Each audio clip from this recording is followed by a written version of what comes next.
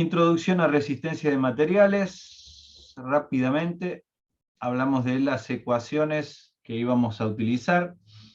En esta parte nos íbamos a abocar a tensiones producidas por cargas que actúan según el eje longitudinal de la pieza sobre la que actúan, ¿no? Por eso se llama estado uniaxial, tensiones en una dirección, ¿sí? Y las tensiones podían ser tensiones normales de tracción y tensiones normales de compresión. ¿Por qué? Porque la fuerza actúa de forma normal, perpendicular a la sección sobre la que actúan las fuerzas, ¿sí?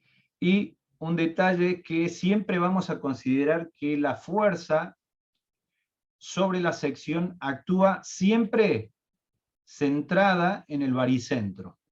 ¿Está bien? Colocada la fuerza sobre el baricentro. Y ahí alguno puede preguntarme por qué. ¿No? ¿Por qué? Porque justamente si la carga no está centrada, se produce otro fenómeno, se induce un fenómeno de flexión compuesta, que lo vamos a ver más adelante. Por eso, en este caso, siempre consideramos que la carga está centrada, de modo tal que el esfuerzo pueda ser de compresión o de tracción. También vamos a ver tensiones producidas por fuerzas cortantes o fuerzas tangenciales que actúan de forma tangencial o fuerzas que están contenidas en el plano de la sección. ¿Sí? Son fuerzas cortantes, de cizalladura, ¿sí? Corte puro. Entonces las ecuaciones eran tensión normal, que se podía expresar de la siguiente forma, respondían a la ley de Hooke, porque generalmente trabajamos dentro de lo que es el campo elástico de los materiales. ¿Sí? ¿Por qué? Porque lo que nosotros buscamos es nunca sobrepasar el límite elástico, ¿sí? ¿Por qué? Porque no queremos que nuestra pieza, nuestro elemento quede con deformaciones permanentes. Si nosotros superamos el campo elástico, nuestro componente, nuestro elemento mecánico, queda con deformaciones permanentes. Entonces, a veces deja de cumplir el propósito para el cual fue diseñado. ¿Sí? Y otra forma de expresar la ley de Hooke es mediante la ecuación del alargamiento o del incremento en su longitud, que es igual al producto o a la relación entre el producto de la carga por la longitud sobre el producto de la constante elástica por el área. ¿Sí? Y ahí tenemos también las expresiones de la tensión cortante y de la tensión normal. ¿Sí? Con estas ecuaciones vamos a trabajar. ¿Sí? Tensión, cuando verificamos, debemos constatar que la tensión normal máxima que se produzca no supere al valor admisible. Dijimos que todo elemento tiene una tensión admisible, ¿sí? Es la máxima que ese elemento puede soportar. Se obtiene de laboratorio, de ensayos, está en función de las propiedades mecánicas que se obtienen de un ensayo de tracción simple, ¿sí? Esa tensión admisible depende de las cargas, ¿no? Depende del tipo de carga, depende del material, y también está afectada por un coeficiente de seguridad. Obviamente, uno tiene que tratar de trabajar lo más alejado de esa tensión admisible. Las tensiones de trabajo, ¿sí? Deben ser lo más alejadas de la tensión admisible. Es por tanto que esas tensiones admisibles se acotan mediante un coeficiente de seguridad, ¿sí? Que ese coeficiente de seguridad es un número adimensional que depende muchas veces de diferentes factores, ¿no? Experiencia del calculista, depende de la naturaleza de la carga, algunas cuestiones de incertidumbre, o sea, es un coeficiente que encierra varios elementos que no son tan simples de determinar, ¿sí? Y uno no puede tomar o elegir un coeficiente de seguridad de forma arbitraria, ¿no? No puede hacerlo así porque sí, elegir un coeficiente de seguridad cualquiera. ¿Por qué? Porque el coeficiente de seguridad implica dinero, implica costos, ¿no? Mientras más alto es el coeficiente de seguridad, más caro implica el cálculo de mi estructura, la ingeniería. Entonces, no es de elegir cualquier coeficiente. Tenemos que ser criteriosos a la hora de elegir un coeficiente de seguridad. Que para esta etapa, ¿no? Para esta parte, en esta materia, nosotros no determinamos la tensión admisible. Esa tensión admisible se calcula, se determina, como les decía hace un rato, que dependen del coeficiente de seguridad, del tipo de carga, del material, ¿sí? Eso en años superiores, como por ejemplo cuando estén en cuarto y vean la asignatura elementos de máquina, ahí ustedes van a aprender a determinar la tensión admisible. En nuestro caso, en esta parte, la tensión admisible será un dato proporcionado, ¿sí? Un dato del problema. ¿Está bien? Bueno, dicho esto, habíamos dado alguna serie de pautas a tener en cuenta a la hora de abordar un problema. Había que tener ciertas consideraciones elementales, básicas, para poder llegar a buen puerto, ¿no? Eso era, había que tener, por ejemplo, había que leer lo suficientemente el enunciado, de modo de entenderlo, de captar cuál es la idea. Parece sonso, pero es importante leer la cantidad de veces que haga falta el enunciado, ¿no? De esta forma uno tiene una idea de lo que el problema está pidiendo, cuál es la incógnita, qué es lo que el problema está pidiendo, y esto nos va a permitir determinar los caminos a seguir, cómo voy a llegar a lo que estoy buscando, ¿sí? Preguntarnos también qué es lo que nos hace falta, qué otros elementos debo determinar para poder encontrar esa incógnita que pide el problema. Con estas consideraciones, entonces, vamos al primer ejercicio de la guía de trabajos prácticos. Este ejercicio lo van a encontrar muy familiar, es muy parecido a lo que hemos visto en estática. De hecho, ahora sí vamos a aplicar todo lo que hemos visto en estática, ¿sí? El problema número 5, si ustedes observan ese esquema, tenemos un artefacto eléctrico, un portalámparas, ¿sí? Que está suspendido mediante dos cables, un cable AB y un cable BC. ¿Sí? Estos cables están vinculados a la pared mediante dos ganchos, ¿no? Uno en A y otro en C, dos tiradores, ¿sí? De esta forma está suspendida esta lámpara y obviamente cada cable forma con la horizontal un ángulo alfa, el cable AB, y un ángulo beta, el cable BC. El problema pide determinar bajo esta condición, ¿sí? Bajo esta condición, con esos ángulos, el problema pide determinar cuánto vale la tensión normal, ¿sí? Obviamente podemos intuir ya que las tensiones son del tipo de tracción, son tensiones de tracción porque esos cables están siendo estirados, vamos a decir traccionados, por la fuerza que ejerce el peso de la lámpara. ¿Bien?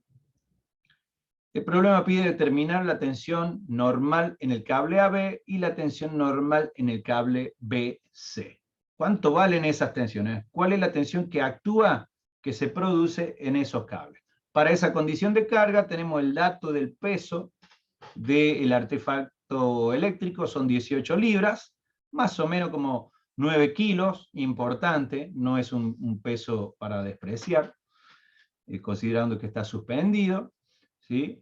El ángulo alfa, el ángulo beta, 34 y 48 grados, y el diámetro de los cables, 0,03 pulgadas, ¿sí? Ese es el diámetro de cada cable. Entonces, antes de mostrarles cómo sería la cosa, cómo sería la resolución, la pregunta es, dada la necesidad necesito determinar las tensiones, ¿sí? La pregunta es, para determinar las tensiones, ¿qué me hace falta? Las fuerzas. Las fuerzas que actúan en cada cable. Bien. Y para determinar las fuerzas, ¿qué es lo que harían ustedes? El área.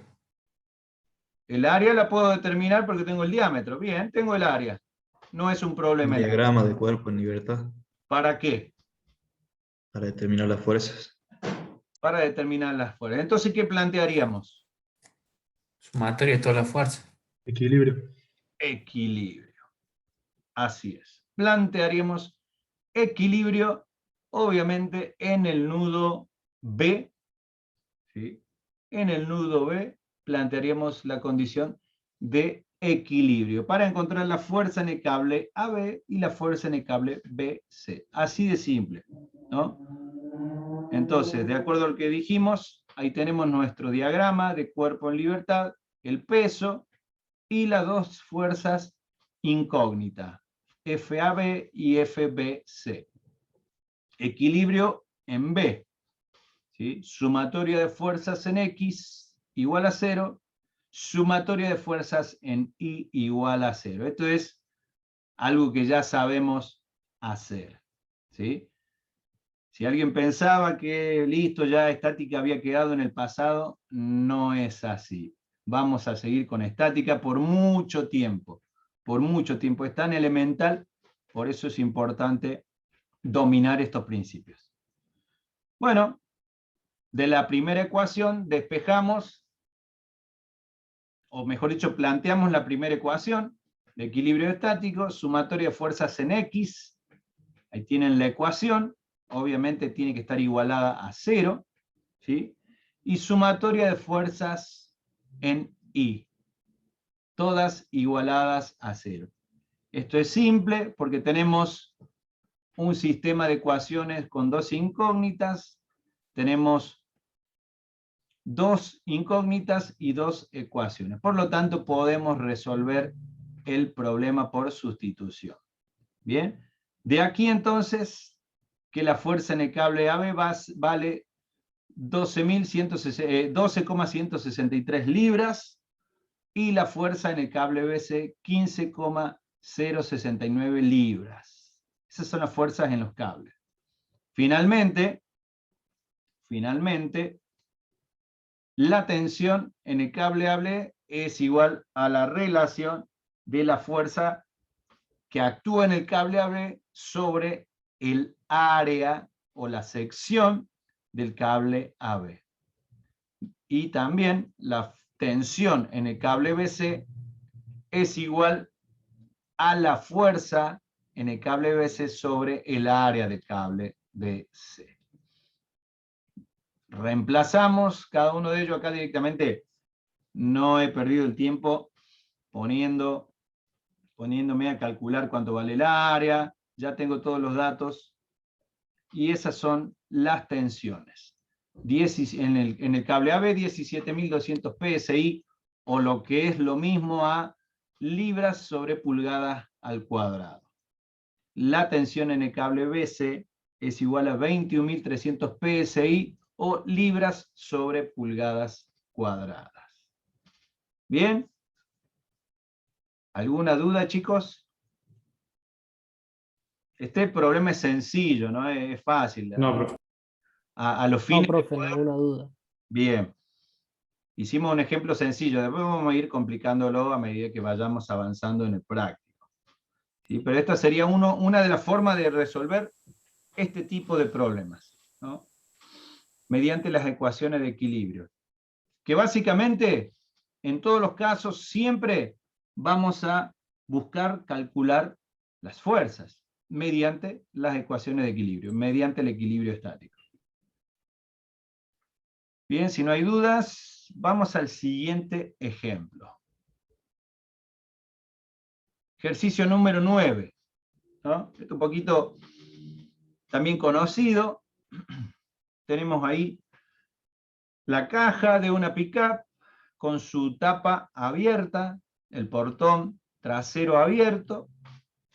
Ese portón tiene un centro de pivoteo y tiene dos cables que sostienen y que permiten que ese portón quede abierto y en esa posición.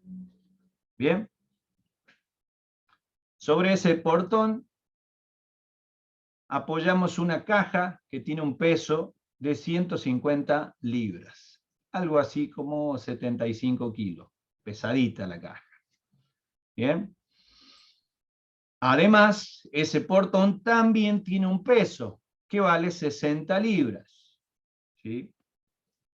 El problema pide entonces, nos da el área del cable, tenemos el área del cable, tenemos el peso del portón y de la caja, las distancias, ¿sí?, al centro de pivoteo, tenemos el alargamiento que sufre el cable,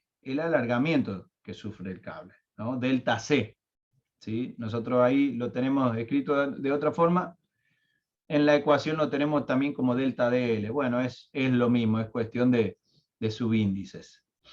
Pero tenemos ahí el alargamiento que experimenta ese cable, 0,01 pulgadas. Y la pregunta es determinar cuánto vale T, que es la fuerza en el cable.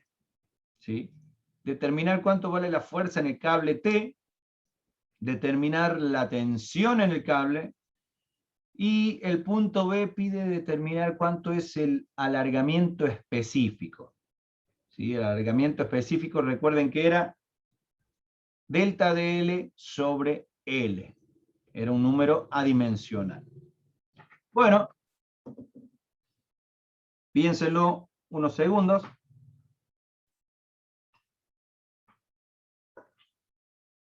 Y la pregunta es, ¿qué es lo que harían? ¿Por dónde empezamos?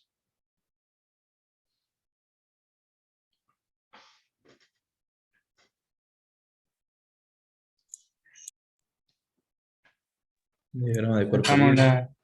sí, para sacar tensiones acá. Vamos a realizar un diagrama de cuerpo en libertad. Sí, señor. Sí, es así. Necesitamos realizar un diagrama de cuerpo en libre, porque así a simple vista no puedo visualizar todo lo que ocurre, todas las fuerzas que están actuando. Recuerden que tenemos fuerzas actuantes que no son visibles a simple vista. Por lo tanto, hay que realizar el diagrama de cuerpo en libertad. Vamos a realizar, obviamente, el diagrama de cuerpo en libertad de esa tapa, ¿sí? La vamos a reemplazar por un esquema, como el que tenemos ahí, ¿sí? Esa especie de viga horizontal representa la tapa, el portón trasero, y colocamos todas las fuerzas actuantes. Tenemos la fuerza en el cable, en color celeste, FC. Tenemos las dos fuerzas, o los dos pesos, ¿sí? El peso de la caja y el peso de la tapa, o del portón, WT. Obviamente tenemos las distancias desde el centro de pivoteo.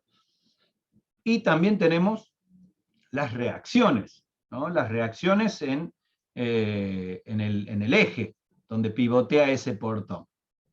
¿Bien? Vamos a plantear equilibrio en el punto B. Bueno, ya lo dije. Planteamos equilibrio en el punto B. No lo tenemos en el gráfico, pero yo le pongo al centro de pivoteo de la tapa, le pongo un nombre y lo llamo punto B. ¿Sí? Equilibrio con respecto a ese punto B. ¿Y qué hacemos? Planteamos una ecuación de momentos. ¿Sí? ¿Por qué con respecto al punto B? Porque ahí se me anulan las reacciones RBX y RBY. ¿Sí? ¿Por qué? Porque lo que yo quiero es determinar cuánto vale en este caso la fuerza en el cable. ¿Sí? Quiero calcular la fuerza en el cable. Entonces, de esta forma puedo determinar cuánto, con una ecuación de momentos, sumatoria de momentos con respecto a B, igual a 0, y tengo la fuerza en el cable. Fíjense la ecuación. ¿Por qué puse 2FC? Por el seno de alfa. Porque hay dos cables, ¿no? Dos cables. Porque son dos cables, ¿sí? Los pesos de las cajas están actuando, ¿sí? Produciendo un esfuerzo sobre dos cables. Por eso pongo 2FC. ¿Está bien? Calculo el ángulo que forma el cable con la horizontal, ese ángulo alfa, fácil de determinar. Los pesos y las distancias son datos, de modo que la fuerza en el cable es igual a 184,4 libras. ¿Sí? ¿Dudas hasta aquí? No, profe. ¿No hay dudas? Bueno. Finalmente, la Profe. tensión... ¿Sí? La longitud esa la sacamos con el ángulo, ¿no? Claro, exactamente. Ah, bien. Sí, sí. Claro, tenemos el cateto. Tenemos los catetos. ¿Sí? Tenemos los catetos. Bueno, ¿qué más tenemos? Perdón, ¿cuál? La longitud L es dato, no hace falta calcular. ¿Sí? ¿Se ve? L es un dato de problema. ¿Bien? ¿El área no sería, profe? ¿El dato? No, acá tenemos área C, área del cable. Y L es la distancia desde el centro de bien, giro bien. Sí. a el punto donde tenemos anclado uno de los extremos del cable. Eso es L. Claro, sí. ¿Está bien? Pensé que era la longitud del cable. No es la longitud de cable. Si yo quisiera determinar cuánto vale el alargamiento, ahí podría determinar la longitud del cable. De hecho, nos va a hacer falta. Ya vamos a ver el punto B. Entonces, la tensión en el cable, fuerza normal sobre el área del cable. Como tenemos todos los datos, fácilmente tenemos que la tensión en el cable es igual a 10,84 kilo PSI o KSI. ¿Sí? Son kilolibras. Eso quiere decir KSI o kilo PSI. Kilolibras sobre pulgadas al cuadrado. Bueno, ahí tenemos alargamiento específico que sufre el cable, que es el alargamiento del delta, ¿sí? Que es dato, sobre la longitud del cable. Y ahí entra lo que acabamos de decir. Es decir, yo para calcular la longitud del cable simplemente tengo ese triángulo rectángulo. Mediante Pitágoras puedo encontrar cuánto vale la longitud del cable, que son 20 pulgadas. ¿Sí? Con ese dato, finalmente obtengo el alargamiento específico que sufre ese cable. Es un número adimensional, ¿sí? Porque el delta de L tiene unidades, en este caso de pulgadas, la longitud del cable es en pulgadas, por lo tanto se simplifican, y el alargamiento específico es adimensional. ¿Se entiende, chicos? Sí, profe. ¿Ven cómo? Sí, profe. Sí, profe. Bien, ¿ven cómo aplicamos estática a esta parte? ¿Cómo está relacionado? ¿Cómo estática nos ayuda, ¿sí? Los principios de la estática, el equilibrio, nos ayuda a encontrar las fuerzas, ¿sí? Básicamente en este tipo de ejercicio lo que necesitamos es encontrar las fuerzas. Si quisiéramos calcular las reacciones también lo podemos hacer, porque ya tenemos la fuerza en el cable mediante ecuaciones, mediante dos sumatorios de fuerza en X y fuerza en Y, también podemos determinar cuánto vale RBI y RBX. La reacción en el eje de giro. ¿Sí? Bien, vamos a ver otro ejemplo.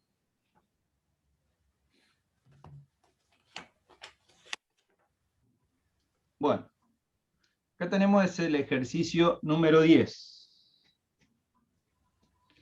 Ejercicio número 10, vamos a ver que ofrece una variante. El ejercicio número 10, tenemos acá una variante, y ya vamos a ver cuál es. Ejercicio 10 consiste en dos cilindros, ¿no? Uno hueco y el otro macizo. Un cilindro exterior, ¿sí? De acero, hueco, ¿sí? Que tiene un diámetro de 9 centímetros, y un cilindro de aluminio de diámetro 7,5 centímetros. ¿Sí? Básicamente un perno y un buje. ¿Sí? Ambos están limitados por arriba y por abajo mediante dos placas. ¿Sí? La función de estas dos placas es poder transmitir el esfuerzo P de forma uniforme, ¿sí? Valga la redundancia, en los dos elementos. ¿Está bien? Esa fuerza P que actúa, en este caso podemos decir que es una fuerza de compresión, ¿sí? Es de 24.000 kilogramos. Bastante, un peso importante, ¿no? Una fuerza de 24 toneladas que está comprimiendo a esos dos elementos. Obviamente tenemos las constantes elásticas del acero y la constante elástica del aluminio. El problema pide determinar qué tensión se produce en el acero, en el cilindro de acero, y qué tensión normal se produce en el cilindro de aluminio. ¿Bien? Entonces, la pregunta es, ¿qué nos hace falta para determinar esas tensiones? Yo voy a ir haciendo lo que ustedes me digan. ¿Qué hacemos? Sacar áreas. ¿Cómo? Sacar el área de los dos cilindros. Sí, las caras. la podemos calcular, es fácil. Tenemos los datos de los diámetros, por lo tanto, calculamos el área. Perfecto, ya tenemos las áreas. ¿Qué más nos hace falta?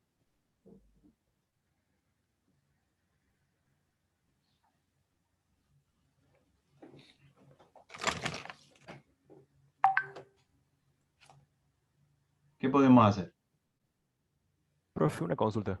Sí, Eh, acá sería como que un cilindro que está como que inserto en otro. claro, exactamente. Tenemos un tubo de acero en cuyo interior hay un cilindro de aluminio. Es eso. ¿Sí? Bien. Por eso Gracias. dije un buje y un perno. ¿Bien? Un perno de aluminio y un buje de acero. Comprimidos por una fuerza P. El problema dice determinar cuánto vale la tensión normal en el acero y la tensión normal en el aluminio. ¿Qué dicen ustedes?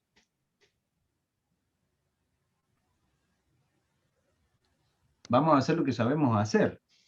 Diagrama de cuerpo en libertad, ¿no? ¿Qué hacemos? De alguna forma le hice un corte hipotético, ¿sí? Imaginario, a una de las partes. Lo que actúa por encima es lo mismo que lo que actúa por debajo, ¿sí? ¿Para qué hice esto? Porque yo necesito saber cuál es la cantidad de carga que absorbe, o el porcentaje, vamos a decir, si bien no vamos a trabajar con porcentaje, pero para que se entienda, hay una parte de esa carga total que absorbe el tubo de acero y una parte de la carga total, P, que absorbe el cilindro de aluminio. ¿Sí? Tenemos diferentes constantes elásticas, entonces los elementos van a absorber diferente valor de la carga total. ¿Me explicó? Sí, profe. Entonces voy a tener, si bien ahí yo puse como dos fuerzas, en realidad recuerden que eso es una sección anular. Tenemos toda la fuerza distribuida alrededor de la sección anular de ese tubo. ¿Está bien? Entonces, esa es la fuerza en el tubo de acero y tenemos una fuerza actuante en el tubo de aluminio.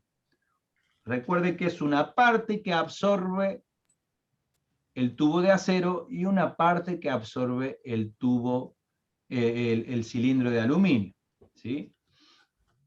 Entonces, ahí tenemos nuestra ecuación de equilibrio, ¿sí? Tenemos nuestra ecuación de equilibrio. Si tenemos equilibrio, si vamos a plantear equilibrio, ¿qué hacemos? Tenemos una sola ecuación de equilibrio estático que puedo utilizar. ¿Por qué? Porque no tengo forma de aplicar una ecuación de momentos. No tengo forma de aplicar una ecuación de momentos.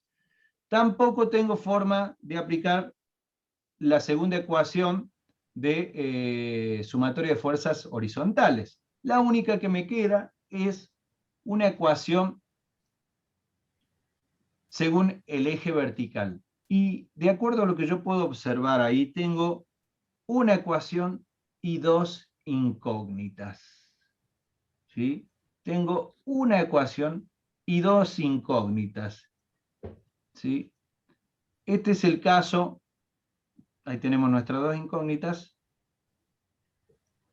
Este es el caso donde nosotros tenemos un sistema que se denomina estáticamente indeterminado. ¿Qué quiere decir que un sistema es estáticamente indeterminado? Quiere decir que el número de incógnitas supera al número de ecuaciones de equilibrio estático. O dicho de otra forma, las ecuaciones de equilibrio estático no son suficientes para determinar todas las incógnitas que hay en el problema. ¿Bien? ¿Qué hacemos entonces? Vamos a recurrir a un artilugio. ¿Sí? Hasta aquí esto ustedes no lo sabían, ¿no? Hasta aquí ustedes sabían que teníamos tres ecuaciones de equilibrio estático y siempre teníamos que determinar tres incógnitas, ¿sí? Pero es aquí que tenemos un caso en donde tenemos una ecuación de equilibrio estático y dos incógnitas. Entonces vamos a recurrir a un artilugio para poder resolver este problema, ¿sí? Y lo que vamos a hacer es plantear una cuarta ecuación, ¿sí? Una cuarta ecuación que tiene que ver con los alargamientos o las deformaciones, ¿sí? Vamos a valernos de los alargamientos o de los acortamientos, ¿sí?, que sufren estos elementos. Para ello planteamos una ecuación de compatibilidad. ¿Qué quiere decir esta ecuación de compatibilidad? Quiere decir que, por ejemplo, si yo les pregunto, ¿qué tipo de deformación sufren estos elementos? ¿Qué me dicen ustedes? Se acorta. ¿De acuerdo? Sufren Comprime. un acortamiento debido a la compresión, ¿sí? Al actuar esta fuerza de compresión, los elementos van a sufrir un acortamiento. Bien, segunda pregunta, ¿cómo serán esos acortamientos? Diferente, profe. ¿Van a ser diferentes? No, iguales. Ahí está lo que dice nuestra ecuación de compatibilidad. A través de esas dos placas, ¿sí?, cuando yo voy aplicando esa fuerza de compresión, esa placa se transmite el esfuerzo a ambos elementos, de modo tal que esos dos elementos se me van a ir acortando la misma cantidad, ¿sí? Absorben diferente carga porque tengo diferente constante elástica, ¿sí?, diferente constante elástica, pero los acortamientos van a ser iguales. Eso me dice la ecuación de compatibilidad, ¿sí? Es de acuerdo a los acortamientos que sufren, ¿sí? Entonces, ahí tenemos la ecuación de compatibilidad que me dice que el acortamiento, el delta de L, ¿sí?, que sufre el aluminio, es igual al delta de L que sufre el acero, ¿sí? El acortamiento que sufre el acero es compatible con el acortamiento que sufre el aluminio. ¿Me explico? Sí, profe, se entiende. Bien. Eso es la ecuación de compatibilidad. Y esta ecuación de compatibilidad, dependiendo del caso, podrá tener diferentes formas, o formas semejantes. No van a ser iguales. ¿Sí? Por eso es importante plantear bien esta ecuación de compatibilidad. ¿Sí? Planteamos bien la ecuación de compatibilidad. ¿Qué quiere decir? Lo volvemos a repetir, que el alargamiento que sufre el acero por esta condición, ¿sí?, el alargamiento o acortamiento que sufre el acero es compatible, es igual al acortamiento que sufre el aluminio. ¿Sí? Entonces sabemos que delta de L es igual al producto de la fuerza sobre, el producto de la fuerza por la longitud sobre la constante y sobre el área, ¿sí? Para el acero, el delta de L del acero es igual a la fuerza que actúa sobre el acero por la longitud del acero sobre la constante del acero por el área del acero. Y esto es igual al delta de L del aluminio, ¿sí? Tenemos las dos ecuaciones, por lo tanto igualamos de acuerdo a lo que dice la ecuación de compatibilidad, que los alargamientos son iguales, ¿sí? De acá podemos, llamamos la ecuación de equilibrio 1 y a esta ecuación de compatibilidad la ecuación número 2. Fíjense, de aquí podemos despejar una de las dos incógnitas. ¿Por qué? Porque tenemos ahora sí con esta ecuación de compatibilidad dos sistemas de ecuaciones con dos incógnitas. ¿Se entiende lo que hicimos hasta aquí? Sí, profe. Sí, profe. Recuerden que la ecuación de compatibilidad parte de los alargamientos, ¿sí? No toma como referencia otra cosa, toma como referencia los alargamientos o la deformación. Estos alargamientos puede ser, yo hablo de forma general, alargamiento, pero en este caso es un acortamiento, ese delta de L es un acortamiento, ¿sí? Y tiene que ver con que el acortamiento que sufre un elemento es igual o es compatible con lo que sufre el otro elemento. Ahora sí, con estas dos ecuaciones, yo puedo despejar, por ejemplo, de la ecuación número 2, que la fuerza en el acero, la fuerza que absorbe el cilindro de acero, es igual a una constante 3,3 por la fuerza que absorbe el cilindro de aluminio. Es decir, Profe, sí, lo mismo pasaría si estuvieran bajo tracción. ¿Se podría aplicar esta ecuación?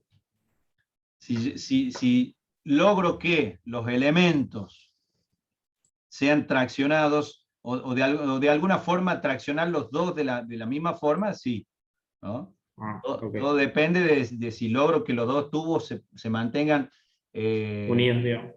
unidos y traccionados de la misma forma. Bien. Bien. Bueno, en este caso entonces, ahora sí he encontrado una relación entre la fuerza en el acero y la fuerza en el aluminio. Con este dato yo puedo reemplazar en la ecuación 1 y encontrar que la fuerza en el aluminio es igual a 0,233 de la carga total. Y la carga total vale, la carga en el aluminio vale 5.590 kilogramos. Eso es lo que absorbe el tubo, mejor dicho, el cilindro de aluminio. 5.590 kilogramos. Y por lo tanto, el tubo de acero absorbe 18.410 kilogramos. Eso es lo que absorbe el tubo. ¿Sí? Finalmente, las tensiones en cada elemento son las siguientes. La tensión en el tubo de acero vale 947 kilogramos sobre centímetros cuadrados y la tensión en el aluminio vale 126 kilogramos sobre centímetros cuadrados. ¿Sí, chicos? Sí, profe. Se entendió. ¿Dudas? Esto es, acá vimos un cambio, ¿no? Si bien estamos manejando las ecuaciones que vimos al principio, pero fíjense cómo introducimos un concepto, ¿no? Que es tener en cuenta las ecuaciones de compatibilidad. Cuando nos presentamos, en este caso, con un sistema que queda estáticamente indeterminado. Cuando las ecuaciones de equilibrio no me son suficientes para determinar todas las cargas. Entonces nos valemos de esta ecuación de compatibilidad que establece, en este caso, que el alargamiento en un elemento es igual al alargamiento en el otro elemento. Para otro caso, no recuerdo el número, pero para otro caso, ustedes van a encontrar, en este caso, que el alargamiento es igual, tiene un valor. En otro caso, por ejemplo, si tenemos un elemento biempotrado, ¿sí? Un elemento que está restringido tanto superior como inferior, el alargamiento total, ¿cuánto vale? 0. No tenemos alargamiento resultante. ¿Me explico? Entonces ahí la ecuación de compatibilidad adquiere otra forma. ¿Sí? Hago esta aclaración para que cuando se encuentren con esos casos, ustedes puedan pensar en eso, meditar en eso y plantear una correcta ecuación de compatibilidad. ¿Me siguen hasta ahí, chicos? Sí, profe. Sí, profe. No Sí, sé, a profe. ver, no lo voy a dejar con la duda, pero a ver, vamos a plantear uno de los ejemplos que no recuerdo cuál es. Simplemente, Profe, una pregunta. ¿sí? Acá el caso del diámetro del acero el área del acero es el diámetro externo menos el interno, ¿no? Claro, exactamente. Para que te Bien. quede el tubo anular. ¿Sí? Claro. Vos tenés el área de ese tubo.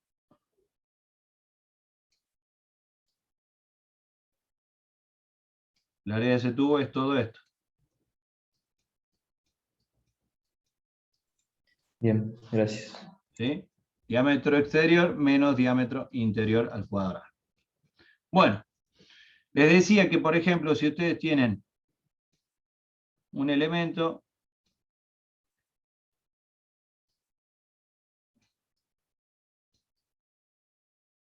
supongamos un elemento así,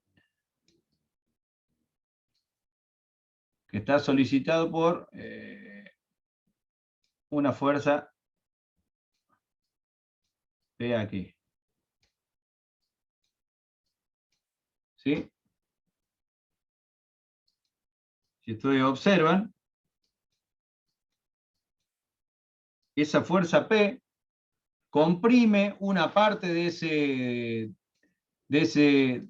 ese cuerpo de mayor diámetro y tracciona la otra parte. ¿Se entiende? Supongamos que esto es un diámetro de 1 y esto tiene un diámetro de 2. ¿Sí? Esta fuerza P aplicada en ese punto, que tendrá una determinada longitud, y esta otra longitud, L1, L2, esa fuerza P comprime la parte de abajo, pero tracciona la parte de arriba. entonces la ecuación de compatibilidad, ¿cómo queda?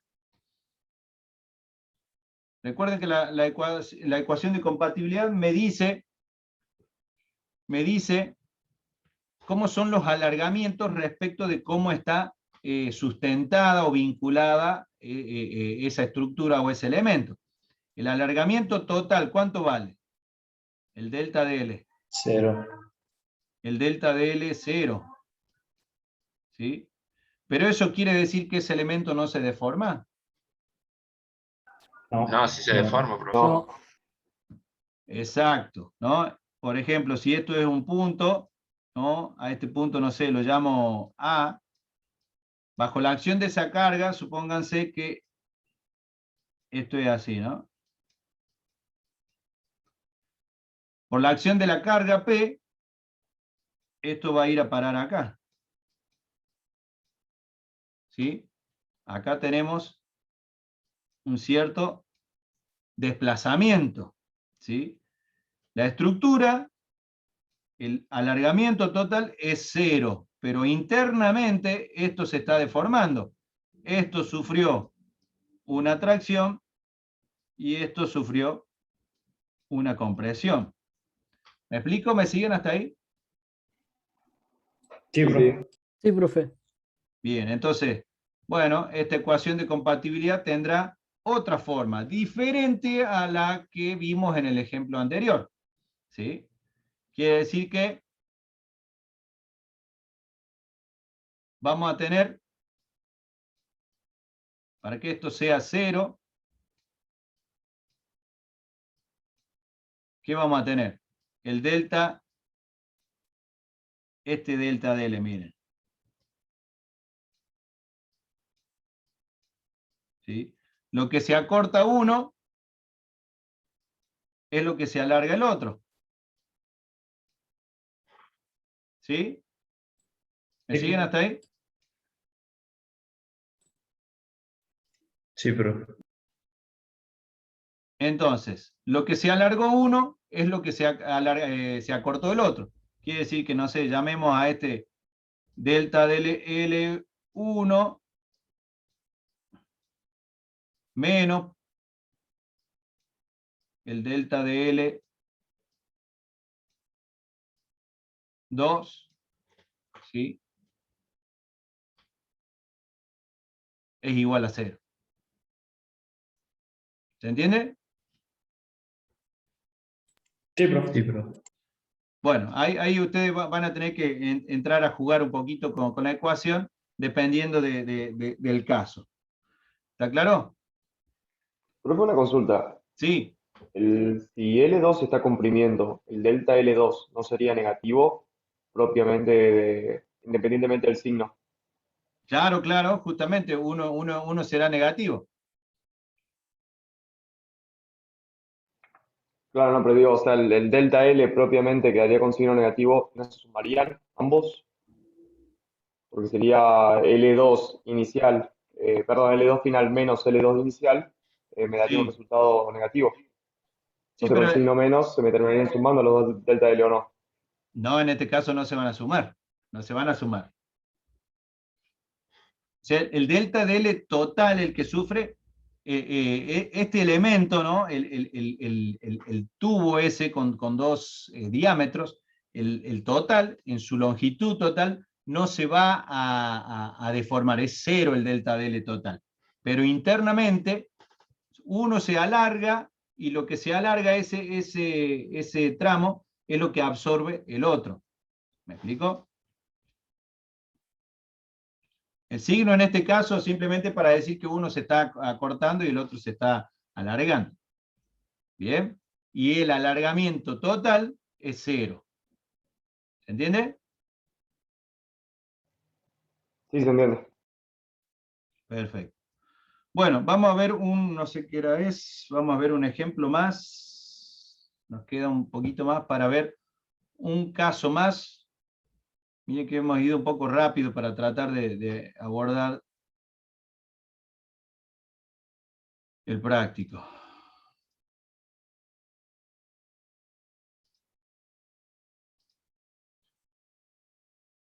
Vamos al siguiente ejemplo. Bueno, acá tenemos otro ejemplo. En este caso, lo que vamos a ver es una aplicación a lo que son fuerzas cortantes.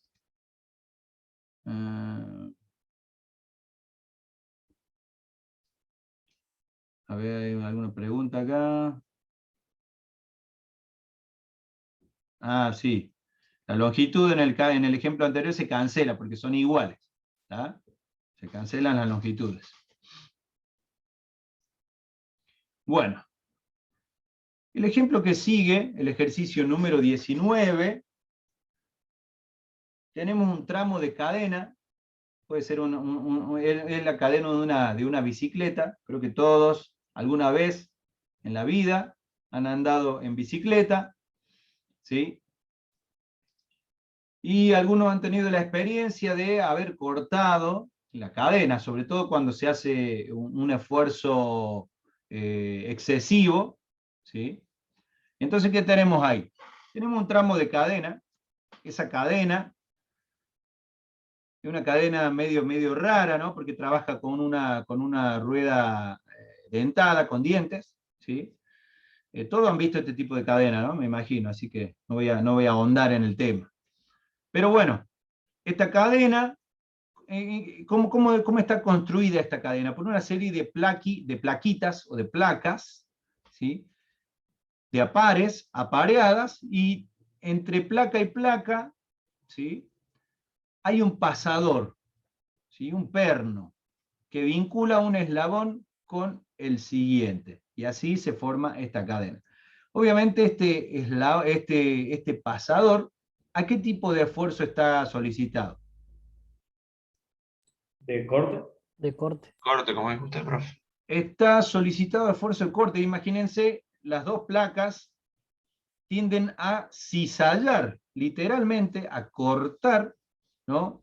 A cortar ese pasador, ni más ni menos. Es una fuerza de corte. Y vamos a ver dónde está esa fuerza de corte y cómo determinamos. Primero tenemos que hacer un análisis sencillo y fino dentro de cada elemento, porque es la forma. Entonces, ¿cuáles son los datos del problema? Fuerza que se aplica a uno de los pedales, 800 newton o 80 kilos, una fuerza de 80 kilos en uno de los pedales.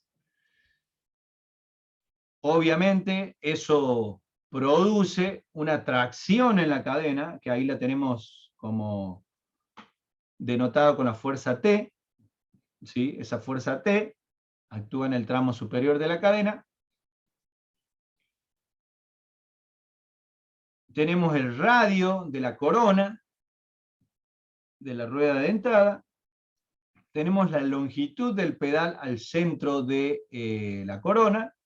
El diámetro de cada pasador o de cada perno, que vale 2,5 milímetros. ¿Sí? Ese es el diámetro de los pernitos. ¿Y qué más tenemos? El paso, la distancia entre pasador y pasador. El problema pide determinar T, la fuerza de tracción en la cadena, y tau, la tensión de corte a que están solicitados o sometidos esos pasadores. ¿Bien? ¿Se entiende? Leo y hago este análisis para que todos podamos ubicarnos y ver qué es lo que está pidiendo el problema. Entonces, vamos a realizar nuestro diagrama de cuerpo en libertad. ¿Sí? ¿Qué quiere decir? Vamos a colocar esa fuerza T, esa tracción T, ¿en dónde o entre qué elementos se reparte esa fuerza T? Si nosotros hacemos una especie de zoom a la cadena, ¿sí? Vamos a ver que esa fuerza de tracción T se reparte entre dos eslabones, ¿sí? Al siguiente. ¿Sí? Por lo tanto es T sobre 2, y por equilibrio tenemos T sobre 2 en el lado opuesto. ¿Me siguen hasta ahí? Sí, profe. Sí, profe. Bien. Hay algunos casos en donde se corta una de esas plaquitas y entonces la fuerza T se está transmitiendo directamente directamente a través de una sola placa, lo cual es más perjudicial, ¿no? Bueno, ya tenemos nuestro diagrama de cuerpo en libertad, por lo tanto sabemos dónde está la fuerza T aplicada, ¿sí? Vamos a plantear, paso siguiente, equilibrio en el eje de la corona, ¿no? Que es la que transmite el par necesario a través de la cadena, ¿sí? Esa fuerza se transmite a través de la cadena y consecuentemente al piñón que hace mover la rueda trasera, ¿no? Aplicamos un par a través del pedal mediante la aplicación de una fuerza F con respecto al centro de la corona, tenemos un par, pero a su vez también tenemos el par de reacción, ¿sí? Que es el que forma la fuerza en la cadena por el radio de la corona. ¿Me siguen hasta ahí? Por eso planteamos esa ecuación de equilibrio estático. De aquí obtenemos cuánto vale la fuerza T que solicita la cadena. La fuerza T. Esa fuerza T vale 1440 newton, un esfuerzo importante. Fíjense ustedes el esfuerzo que solicita la cadena, ¿no? Aplicamos 80 kilos al pedal y se producen 144 kilos sobre la cadena. Y a su vez, esta fuerza en la cadena se distribuye por las plaquitas. Quiere decir que esos 140 kilos se distribuyen a una placa y a la otra. La tensión de corte en los pasadores, ¿cómo se obtiene? Haciendo un análisis de cuáles son las partes del pasador que están solicitadas a corte. Yo ahí se las puse en esos dos de esos dos óvalos en rojo. ¿Sí? Hay una parte de la fuerza T que solicita el pasador en la parte de arriba, y una parte de la fuerza T que solicita el pasador en la parte de abajo. ¿Sí? Quiere decir que la fuerza que actúa en el pasador sobre su sección superior es igual a T sobre 2, y la fuerza que actúa sobre el pasador, la fuerza de corte que actúa en la sección transversal de ese pasador en la parte de abajo, es T sobre 2. ¿Me siguen hasta aquí, chicos? Sí, profe. Sí, profe. Sí, profe. Si alguien quiere ver dónde está esa fuerza, pues bueno, vamos a hacer lo siguiente. Vamos a hacer lo siguiente. Porque no me interesa que se queden con dudas, sino que más bien puedan interpretar cada caso. Y vamos a agrandar ese pasador. Vamos a ampliar. Vamos a hacer más grande.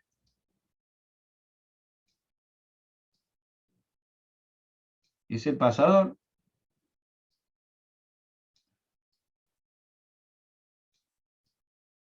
vamos a suponer que este es el tramo que solicita la parte de arriba. Quiere decir que aquí está actuando T sobre 2. ¿Sí? Y esta es la parte de abajo.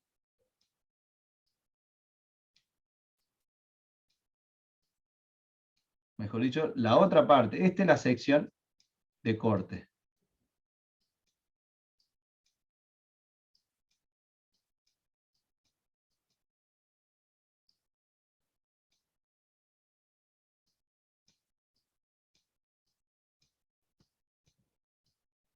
Esa es la sección de corte.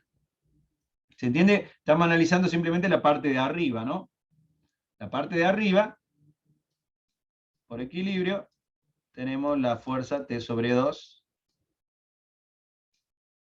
Esa es la fuerza de corte, chicos.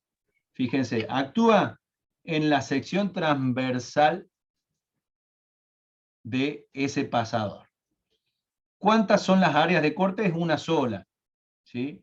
Este es el área. Yo separé justamente el perno para decir que una parte está separada de la otra. ¿Por qué? Porque una fuerza va hacia un lado y la otra fuerza va hacia el otro. Ese es el esfuerzo de corte que tiende a cortar acizallar ese pasador en la parte de arriba. ¿Me siguen hasta ahí? ¿Me explican? ¿Me explico? Sí, pero Sí, profe, se entiende. Bien. Sí, profe. Entonces, volvamos al gráfico, volvamos Fíjense entonces. La tensión de corte en los pasadores es la siguiente. Tensión es igual a fuerza de corte sobre área de corte, ¿sí? Como estamos analizando el área de arriba, es igual a la fuerza que actúa sobre el área del pasador, ¿sí? Y que vale 147 megapascales o newton sobre milímetros cuadrados. Esa es la tensión que actúa sobre el pasador, la fuerza de corte, considerando un área de corte. ¿Por qué? Porque estoy analizando el área de arriba. Ahora, si uno dice, pero yo quiero considerar todo el pasador, ¿sí? Entonces voy a tener dos áreas de corte. Esto quiere decir que voy a considerar toda la fuerza T sobre esas dos áreas de corte. ¿Me siguen? Y tengo el mismo resultado. ¿Me siguen, chicos? Profe, en ese caso, si considero todo el pasador, podría considerar que está dividido la tensión en 4, digamos, No. ¿no? Los que, bueno, La fuerza está dividida en dos. ¿Ah? La fuerza está dividida en dos, porque son dos placas. ¿Sí? El esfuerzo se transmite a través de dos placas. Un eslabón se comunica con el otro a través de dos placas. Entonces, la fuerza de tracción se transmite a través de dos placas. ¿Sí? Y como arriba tengo dos placas que tienden a cizallar una parte del pasador y abajo tengo dos placas que tienden a cizallar otra parte del pasador, la fuerza de cortes es la mitad sobre esa área de corte. ¿Me explico? bien, pues, sí. Bueno. Y no me queda otro. Tengo otro más, pero a ver, ya son me quedan 10 minutos. Vamos a dejar acá. Hemos visto 4 ejercicios, los cuales ya le pueden dar la base para continuar con el práctico de introducción a resistencia de materiales. La clase que viene vamos a continuar con otro, un poquito más complejo, ¿sí? Un poco más complejo, por eso lo vamos a ver la clase que viene. ¿Dudas, chicos? No, profe. Ahora no. No, profe. Profe, Sí. ¿hasta cuál podemos hacer nosotros? A ver, déjame consultar la guía de trabajos prácticos.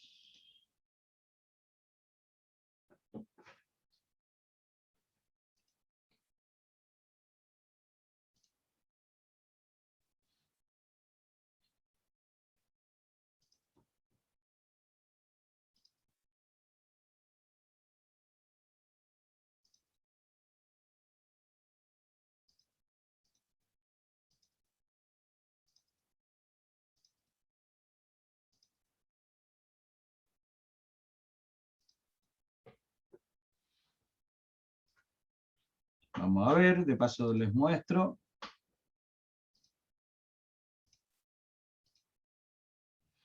Bueno, el ejercicio 1, el 2, 3, 4, 5, todos esos ejercicios pueden hacer con lo que acabamos de ver hoy. ¿Sí? Ahí está el ejercicio 10, fíjense el ejercicio 11, ¿sí? El ejercicio 11, el ejercicio 12, de acuerdo a lo que veíamos hace un rato, el 13, el 14, el 15, bueno, si se animan el 15, vamos a ver, el 16, el 17, lo podrían hacer, el 18, el 19, digamos, con lo que acabamos de ver, podrían hacer todos, pero bueno, cada uno tiene su complejidad, por eso seguro que es probable que se traben en alguno. Intenten avanzar hasta donde lleguen, y la clase que viene vamos a ver, ahí les digo, La clase que viene vamos a ver el 15. Y el 23. La clase que viene vamos a ver el 15 y el 23. Si se traban en alguno, no importa, me consultan o lo vemos la clase que viene. ¿Está? Pero fíjense que tenemos una combinación de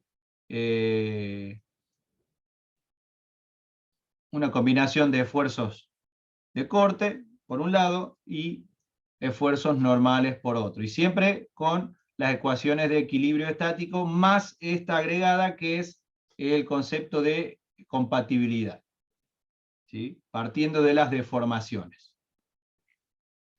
¿Sí, chicos? Bien, profe. Cualquier duda me avisan, me piden y les Profe. puedo facilitar algunas respuestas. Sí, diga.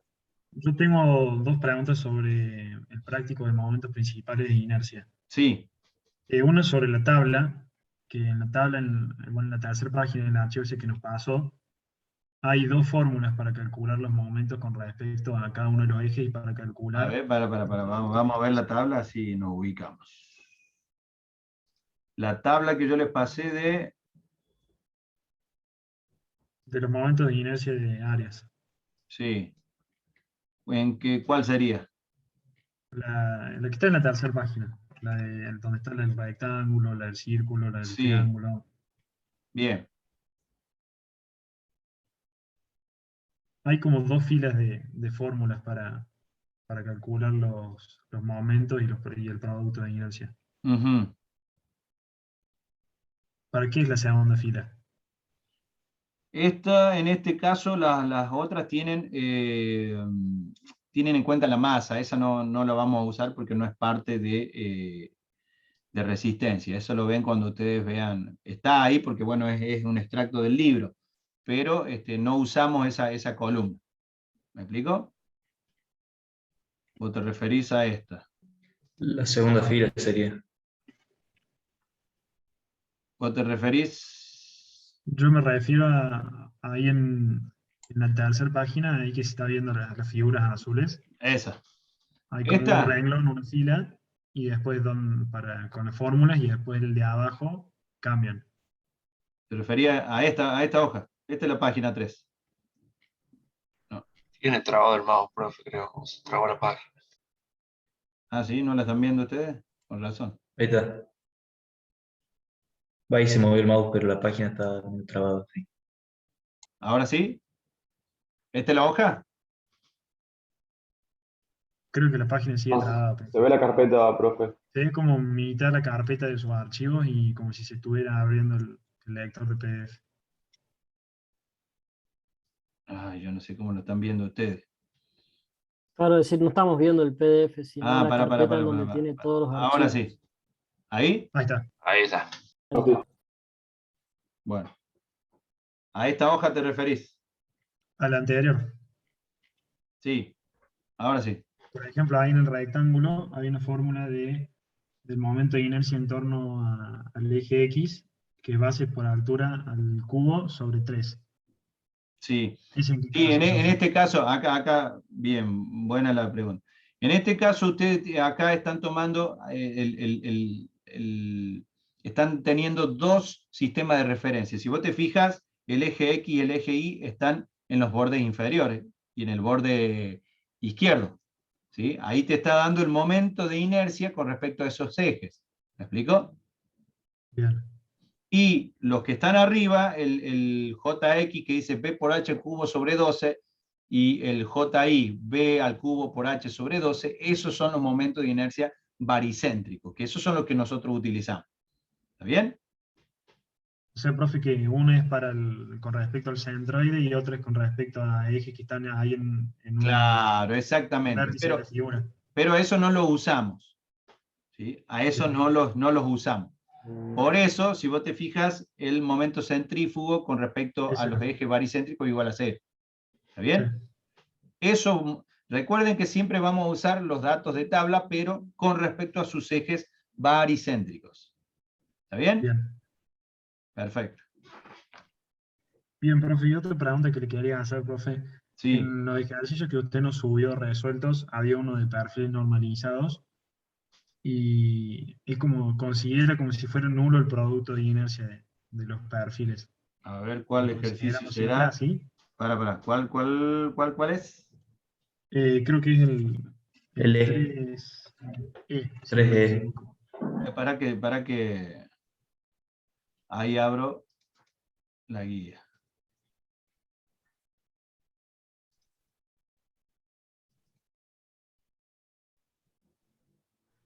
¿Ahí se ve?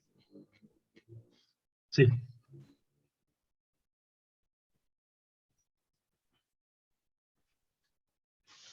¿Cuál de todos? El que usted subió la resolución es el 3E y cuando se calculan, para calcular los momentos principales de inercia y los ejes principales de inercia, primero hay que sacarlo con respecto al eje baricéntrico y Sí, considera como si los productos de inercia de los dos perfiles normalizados ahí fueran nulos. Siempre los claro, consideramos así. claro. De la tabla, recuerden que nosotros de tabla tenemos los datos con respecto a sus ejes baricéntricos, ¿está bien? Sí. Entonces el momento centrífugo del perfil, el perfil C o el UPN, ¿sí? Ah, sí, sí. Ahí me di cuenta, profe. Sí, sí. Son simétricos con respecto Claro. a uno de sus ejes. Entonces, el momento centrífugo es 0. Claro, sí, sí. Siempre que, recuerden esto, siempre que toda figura sea simétrica, al menos con respecto a uno de sus ejes, el momento centrífugo es 0. Si no hay simetría, entonces los momentos centrífugos son un dato de la tabla. ¿Está bien? Ah, bien, bien. Sí, porque en la tabla no está, claro, no está ninguno de los productos de inercia porque no hay. Claro, claro. En este caso son perfiles C, por lo tanto no tiene momentos centrífugos. Bien. Ahora Gracias, bien, profe. tengan en cuenta cómo es la posición, ¿no? Para una forma y para la otra, cuál de los momentos de inercia se usa. ¿Está bien? Ustedes tienen en la tabla, ¿no? A ver, vamos a la pizarra de nuevo.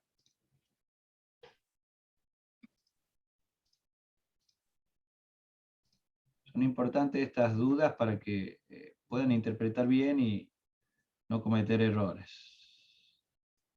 En la tabla, o sea, ustedes recuerden siempre que la tabla les da un perfil, una sección y una posición. Si no me equivoco, la tabla les da el perfil en esta posición.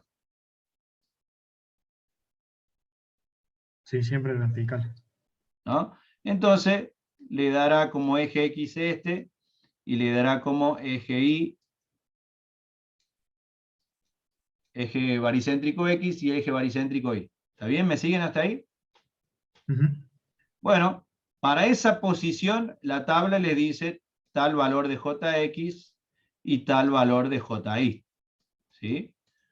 Bueno, ahora si el perfil está acostado, ¿no? Si lo tienen en esa posición, ¿sí? Recuerden cuál es el valor que van a utilizar. Si, por ejemplo, vamos a dar un ejemplo, yo tengo que calcular, ¿no? A mí me dice que la tabla me da un valor para esta posición. Recuerden que este es el valor de tabla, ¿sí? Estos son los valores de tabla. Pero ahora yo voy a calcular contra un XG y contra un IG, ¿sí? Porque tengo un área compuesta, ¿sí? Este será ahora mi eje X y este será ahora mi eje Y. ¿Me explico? Claro.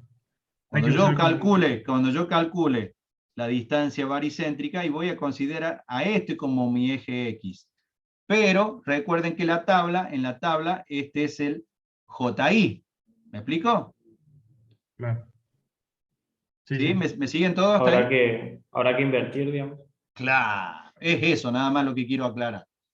¿Sí? Ustedes van a tener un JX y un JY de tabla para esta posición. Ahora la figura está girada, está rotada, entonces tengo que tener mucho cuidado cuál de los momentos de inercia tomo. En este caso, cuando estoy, por ejemplo, si estoy calculando el JX G1, que es el momento de inercia de la figura 1 con respecto al eje XG, y será el momento de inercia JX1 de la figura, que será este con respecto a su eje X en esta posición, que corresponde al JI de la figura, de la tabla. ¿Me explico? Sí, profe. Sí, profe. Eso es lo que tenemos que tener en cuenta y cuidado a la hora de plantear teorema de Stein. ¿Está bien, chicos? Sí, profe. Gracias. Sí, profe. Sí, profe. Bueno, chicos, nos vemos la clase que viene. Buen fin de semana, que puedan resolver bien los ejercicios y cualquier cosa me hablan. Un saludo, hasta luego. profe. Bien, gracias. Buenísimo, profe. Profe. Puede ser. Profe, Chao, chao. Chao, profe, hasta luego.